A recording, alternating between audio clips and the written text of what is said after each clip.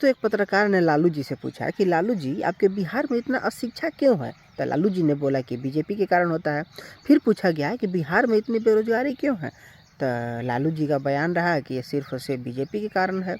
इसी तरह से बिहार में इतनी भूखमरी क्यों है, इतनी बेईमानी क्यों है, इतनी गुंडागर्दी क्यों है, इत्यादि इत्यादि सवालों को पूछा गया।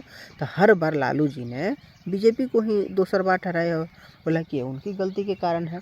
फिर लालू जी से लास्ट बार पूछा गया है कि लालू जी आपके 10 बच्चे हैं। तो लालू जी ने बोला कि इसमें भी बीजेपी का ही हाथ है। तो दोस्तों इसी तरह से केजरीवाल, अभी आप देख रहे हैं कि केजरीवाल जेल से छूट करके आया है और किस प्रकार से देश के सामने नरेंद्र मोदी के खिलाफ जहर उगल रहा है। तो उसमें केजरीवाल का सिर्फ और सिर्फ है कि हम जो जेल गए हैं ना, वो सिर्फ और सिर्फ मोदी जी के कारण गए हैं और हमें जेल भेजाने का कार्य मोदी जी ने ही कराया है। ईडी और सीबीआई कुछ नहीं की है।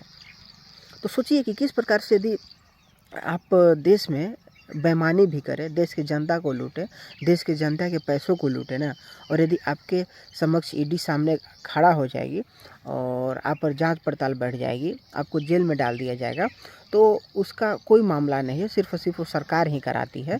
ऐसा विपक्ष के जो बैठे चमन चुतिए लोग हैं ना, उनके द्वारा बोला जाता है, उनका कहना में ही है।